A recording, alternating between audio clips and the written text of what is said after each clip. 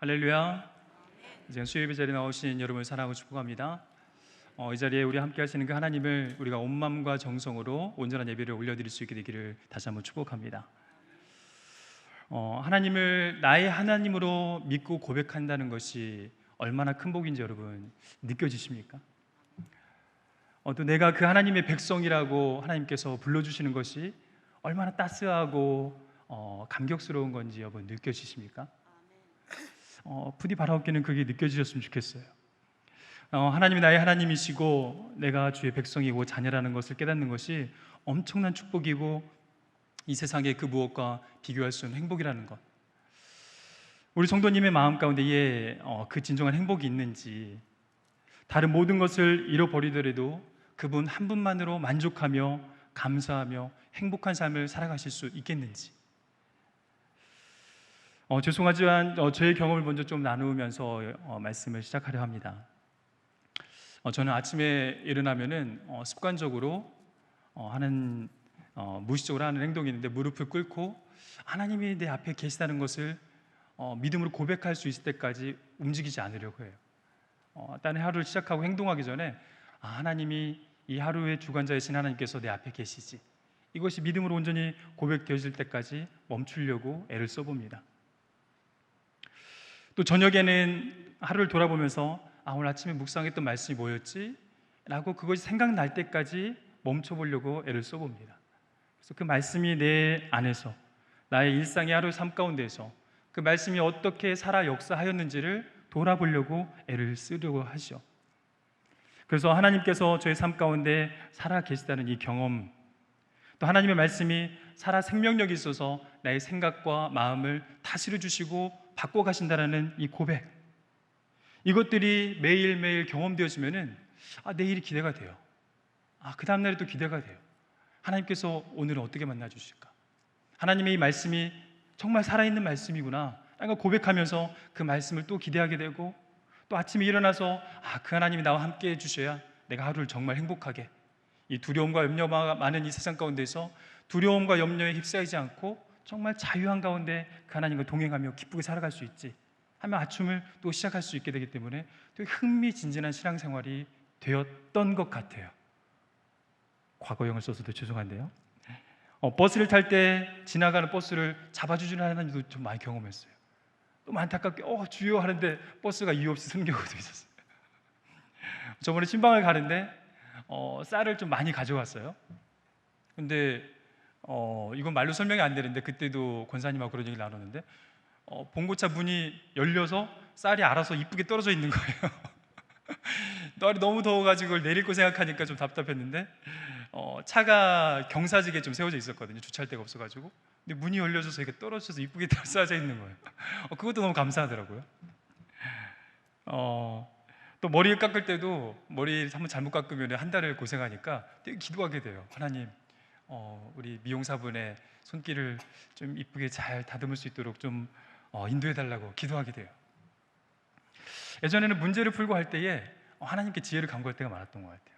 하나님 분명히 다 아실 텐데, 이 문제들이 분명히 다 답이 있는데, 하나님 이거 분명히 하나님 아시기 때문에 하나님의 지혜를 구하면은 답을 풀 수 있지 않을까? 얻을 수 있지 않을까?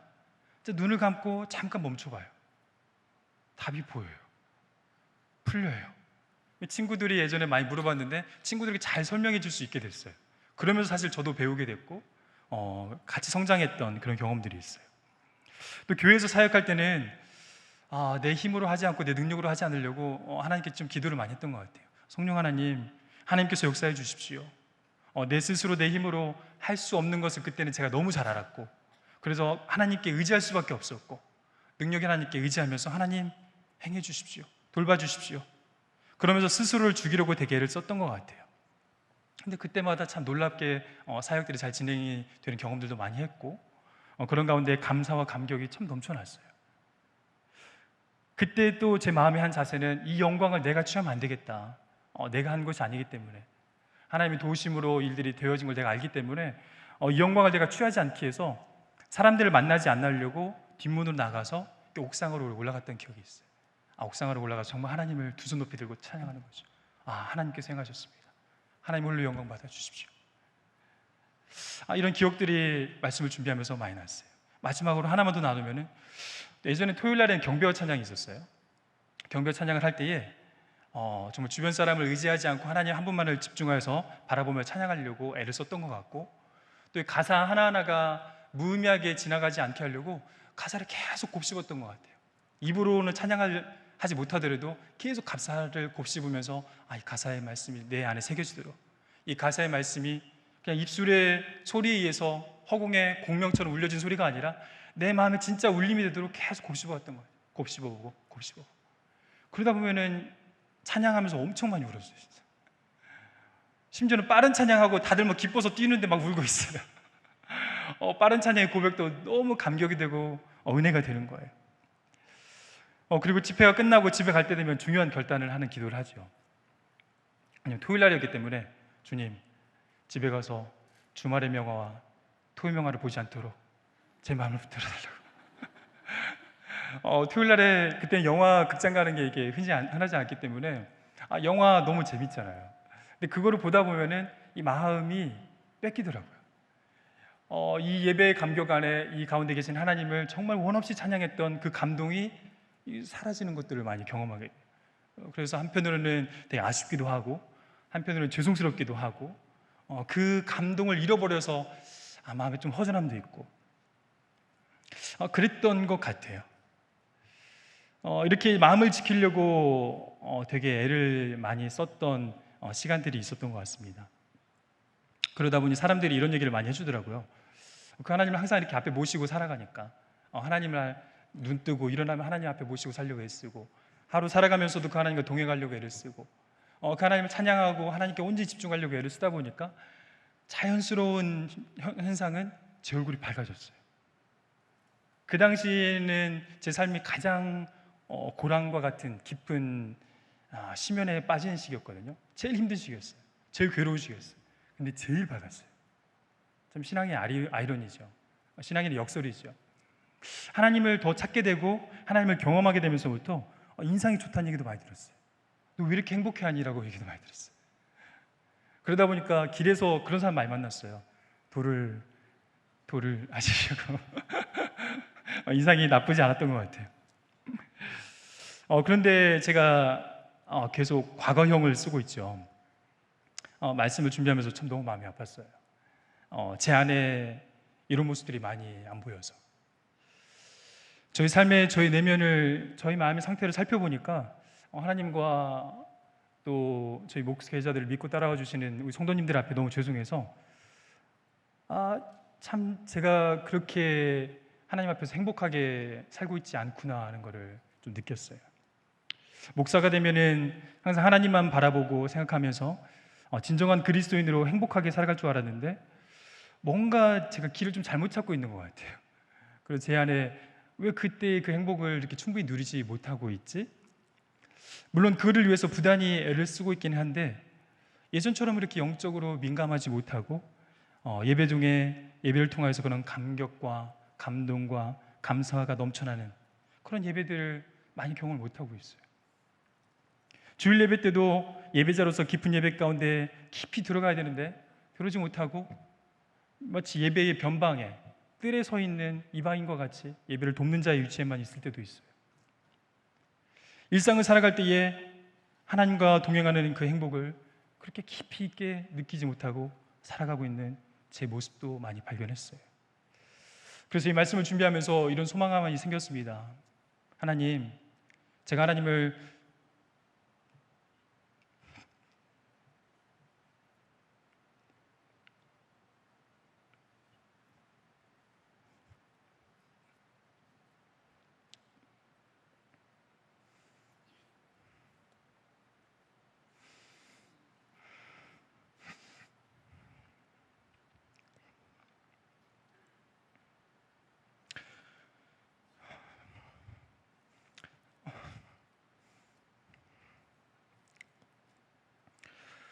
제가 하나님을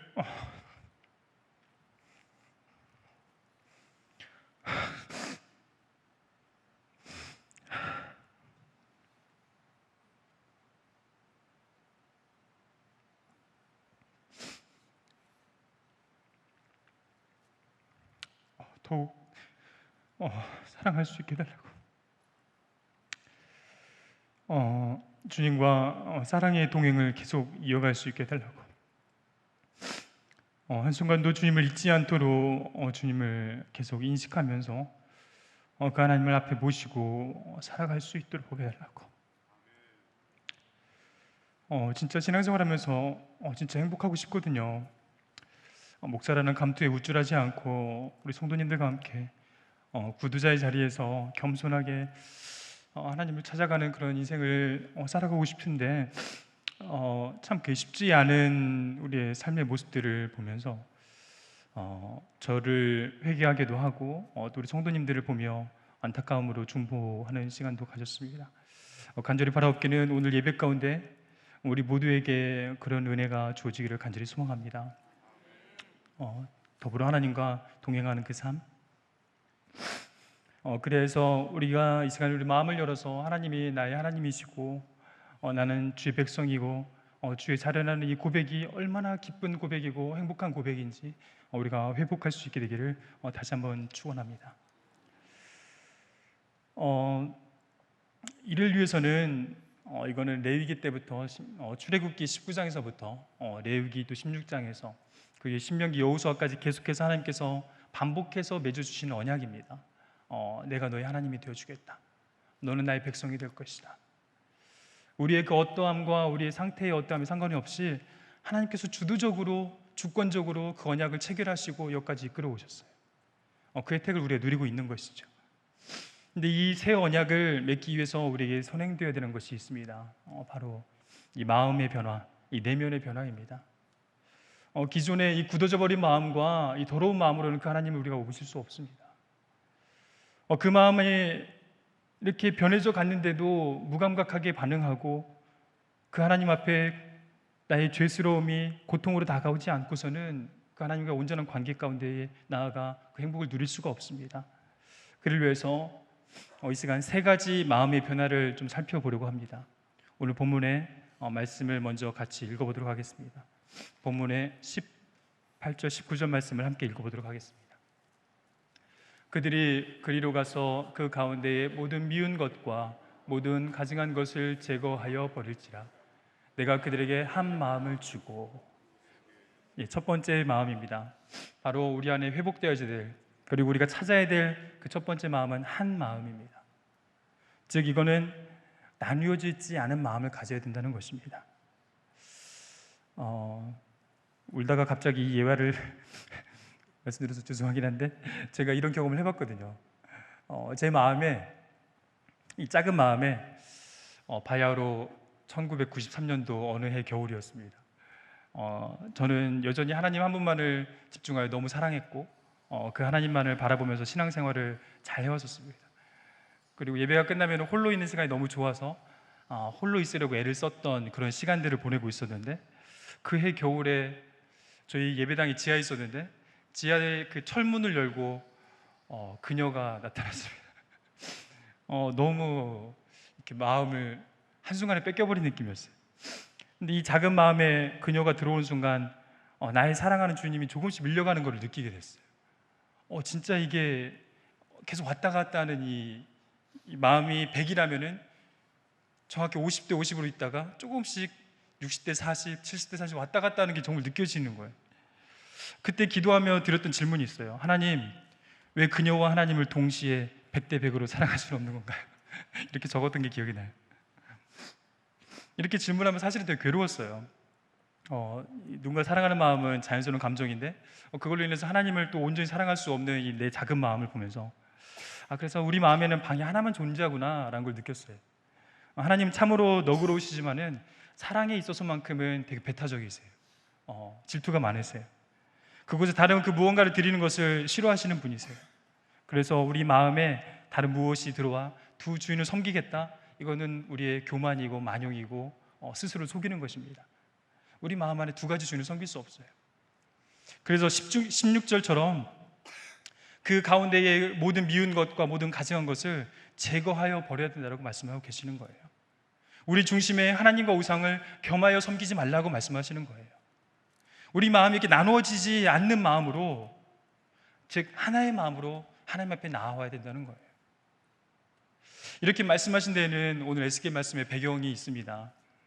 바로 가늠한 이스라엘의 영적인 상태를 성전 안에서 우상숭배도 거리낌 없이 무감각하게 자행하고 있는 이 이스라엘 백성의 모습이 그 배경에 있어요.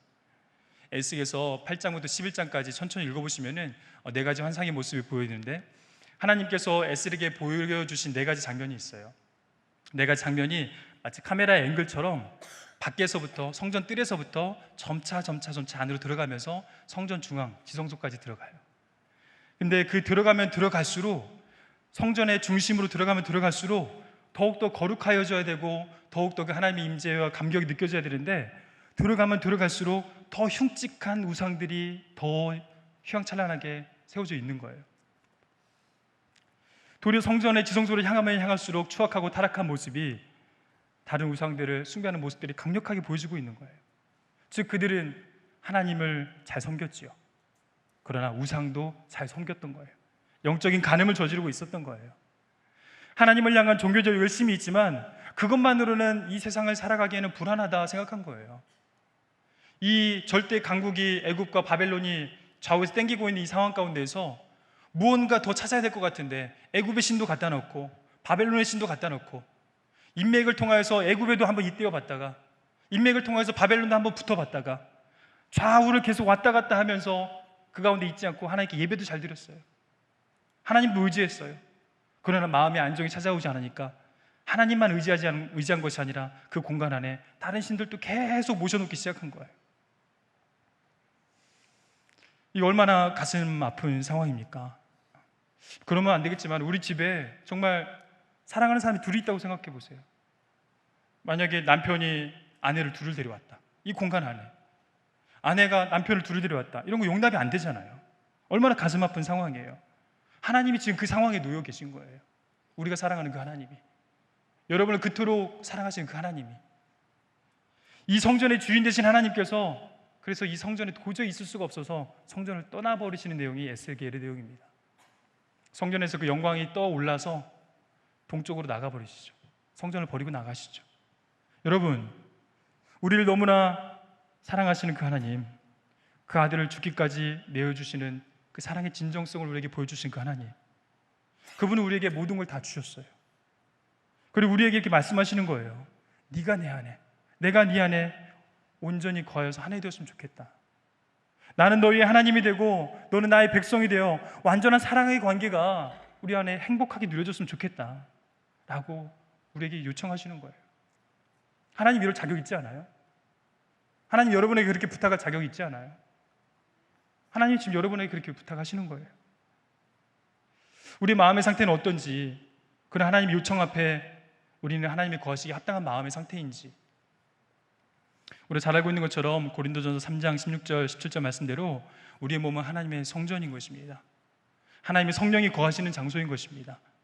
하나님의 성전을 더럽히면 하나님이 그 사람을 멸하시겠다고까지 강력하게 말씀하시고 있어요. 여러분의 마음이 그 하나님을 모시기에 합당하게 거룩하고 순결하시고 거룩한 상태로 그 마음을 잘 지켜가고 계십니까? 하나님이 거하시는 주의 성전된 여러분, 여러분의 마음은 지금 어떠신지 반드시 돌아보시는 시간이 되었으면 좋겠습니다. 하나님의 성령이 그 마음 중심에 계시다는 것을 인식하면서 그곳에 혹 두 주인을 섬기고 있는 상태라면 고통을 느끼시는 게 너무 당연한 반응이에요. 정상적인 반응이에요. 나뉘어져 있음에도 불구하고 두 주인을 섬기는에도 불구하고 고통스럽지 않다라면 정말 심각한 거예요. 마음이 무뎌진 거예요. 마음이 굳어져 버린 거예요. 하나님의 그 성전을 멸하게 되면, 더럽힌다면은 하나님이 그 사람을 멸하시겠다는 이 말씀 앞에 우리가 두려워하지 않고 무감각한다면은 우리는 하나님을 안 믿든지 아니면 우리의 심령이 죽어 있든지 둘 중에 하나일 것입니다. 하나님이 부르시지 않았다면은 이스라엘 백성과 같이 죄가 일상이 되어서 자신들의 죄악에 스스로 망할 자들이었는데, 또 우리가 반복되는 죄악 앞에서 종종 무너지고 죄책감에 빠져서 괴로워하는 약한 존재일 수밖에 없는 우리들이었는데, 그 하나님께서 우리를 불러 택하여 주시고 나와 하나 되자라고 말씀하셨습니다.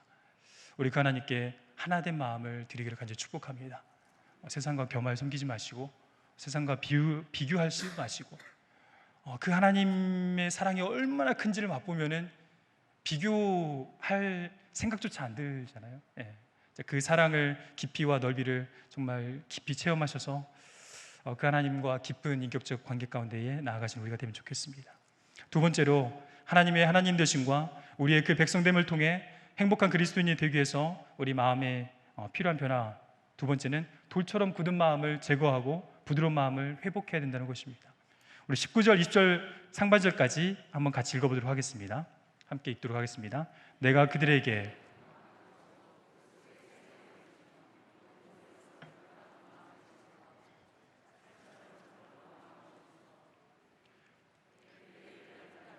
내 규례를 지켜 행하게 하리니. 아멘. 왜 이들의 마음이 이렇게 돌같이 굳어졌을까요? 그들은 아침 저녁으로 상번제를 드렸던 이스라엘이에요.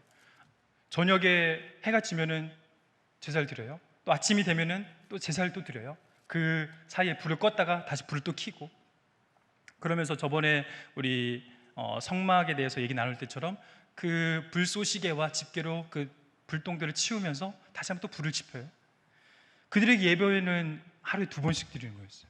여러분 매일매일 새벽 예배 오시고 저녁 예배 또 오실 수 있겠어요? 매일매일 하루도 안 빠지고, 그게 상번제예요. 그리고 모든 절기를 철저히 지켰어요. 또 소제와 번제와 화목제와 속죄제와 속건제를 그들이 수시로 드렸어요. 또 율법적인 행위와 종교의 행위로도 철저하게 지키려고 애썼던 민족이에요. 근데 왜 마음이 굳어졌을까요? 시편 51편 16절 17절에 보니까 주께서는 제사를 기뻐하지 아니하시나니 그렇지 아니하면 내가 드렸을 것이라. 주는 번제를 기뻐하지 아니하시나이다. 하나님께서 구하시는 제사는 상한 심령이라. 하나님이여 상하고 통회하는 마음을 주께서 멸시하지 아니하시리이다. 아멘. 서울 광장동에 가면은 우리 장신대 옆에 나섬교회라는 데가 있어요. 거기 좀 특별한 교회인데 몽골인들을 잘 섬기고 몽골 학교도 세웠어요. 거기에 이제 담임 목사님으로 계시는 목사님께서 유해금 목사님이신데, 그 목사님은 앞이 안 보이세요. 시력을 다 잃으셨어요. 그래서 앞이 안 보이시는데 그분을 전에 주님의 교회에서 사역할 때 리더십 교육을 위해서 좀 모신 적이 있는데, 강의 중에 이제 기억에 남는 게 있어요. 앞이 보이지 않기 때문에 세상의 것들이 본인의 마음을 흔들어 놓지 못하기에 너무 감사하다는 거예요. 도리어 마음의 눈, 믿음의 눈을 열어서 항상 하나님을 앞에 모시고 살 수 있어서 도리어 감사하고 행복하다라고 말씀하시는데 너무 감동이 되더라고요. 그분이 권면하시기를 때로는 너무 많은 정보가 들어오는 이 눈을 좀 감고 잠잠히 있어보는 시간들을 좀 가져보라고 권면하시더라고요. 그러면은 내면이 보이고 우리 마음의 상태가 보일 거라고, 하나님 앞에서 내가 어떠한 존재인지를 명확하게 볼 수 있을 거라고, 그 하나님께서 분명히 성령으로 조명하여 주셔서 여러분의 마음을 굳어지지 않게 해주실 거라고.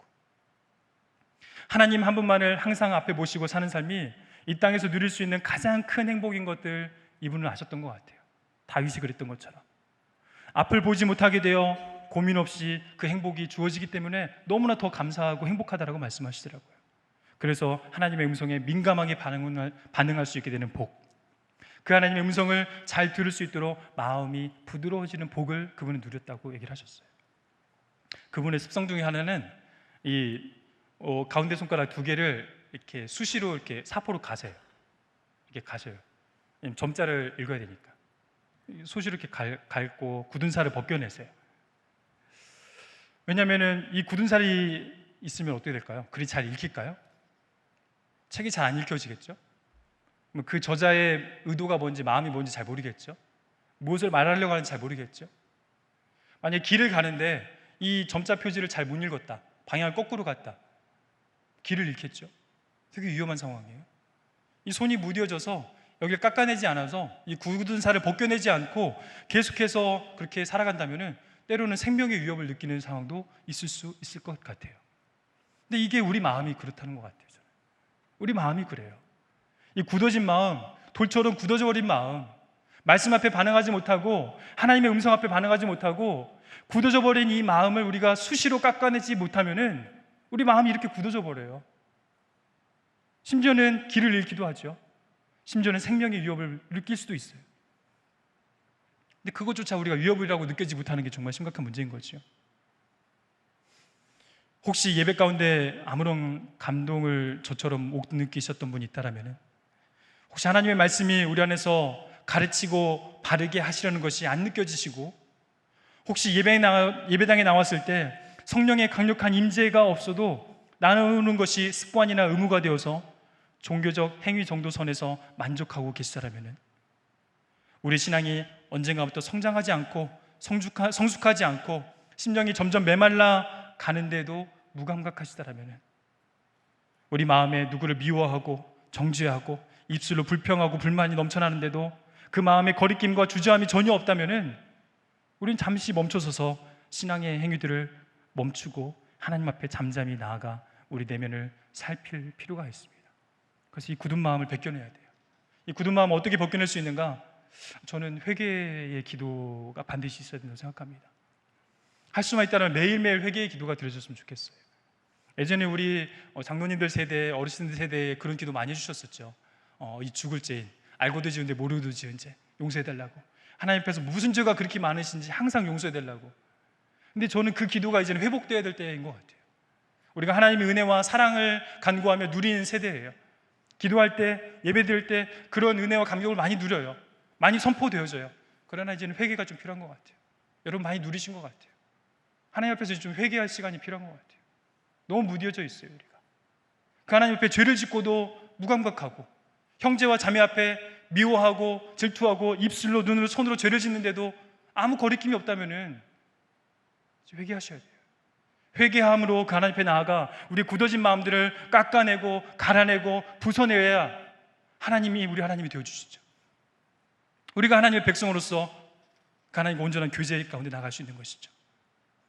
시편 51편 16절 17절에 나와 아까 읽었던 것처럼, 하나님이 원하시는 제사는 이 기름진 제사, 넘쳐나는 피의 제사가 아니에요. 하나님께서 원하시는 제사는 상하고 통회하는 마음입니다. 하나님 앞에서 가슴을 치며 두드리는 마음입니다. 바리새인과 같이 너와 같은 죄인이 안 되게 해주셔서 감사합니다라고 기도하는 게 아니라, 남을 정죄하고 판단하는 기도가 아니라, 하나님 앞에 말할 수 없어서 죄인의 자리에서 가슴을 치는 기도를 하나님 앞에 올려드릴 그 자리가 우리에게 지금 필요한 것이죠. 간절히 바라옵기는 그런 마음이 우리 안에 회복되어지기를 축복합니다. 부드러운 마음은 항상 순결한 마음이 아니에요. 그 마음은 하나님 앞에서 쉽게 무너지는 마음이에요. 하나님의 음성 앞에 쉽게 무너지는 마음이에요. 다윗이 그래서 하나님의 마음에 합하다고 얘기를 드린 거예요. 다윗은 순결하지 않아요. 다윗은 그렇게 의롭지 않아요. 그렇지만 하나님 앞에서 항상 무너졌어요. 하나님 앞에서 항상 엎드렸어요. 하나님 앞에서 회개하였고요, 하나님 앞에 이 머리가 다리 사이로 들어갈 정도로 쪼가리며 눈물로 침상을 적셨어요. 기쁠 때는 사람들이 보든 안 보든 간에 하나님 앞에서, 사람들의 시선에서 자유롭고 하나님 앞에서 내 추한 모습이 드러나도 상관없다. 그 하나님이 영광 받으신다면, 그 하나님으로 말미암아 내가 얼마나 기쁜지를 보여줄 수 있다면, 부디 바라옵기는 우리 안에, 우리 예배 가운데에, 우리 찬양 중에 그런 하나님과 만남의 시간들이 회복되어지고, 또 기도의 자리 가운데서 그런 하나님의 음성이 우리 안에 명확히 들려짐으로 말미암아 회개의 영이 우리 안에 부어지기를 간절히 축복합니다. 마지막으로, 하나님의 하나님 되심과 우리의 그의 백성됨을 통해 행복한 그리스도인이 되기 위해서는 마음의 변화가 필요한데, 바로 새 영으로, 성령으로 충만한 마음이 우리 안에 주어져야 됩니다. 하나님께서는 지금까지 살펴본 우리의 심령이 나뉘어지지 않고 하나된 마음, 그리고 돌같이 굳어지지 않고 살처럼 부드러운 마음을 지키기 위해 우리에게 새 영을 부어주시겠다고 말씀하고 계세요. 우리의 마음 지킴과 영적인 민감함의 유지는 그 마음에 무엇으로 채우느냐에 따라서 결정이 되어집니다. 에스겔 36장 27절 말씀 함께 읽어보도록 하겠습니다. 에스겔 36장 26절 27절입니다. 또 새 영을 너희 속에 두고 새 마음을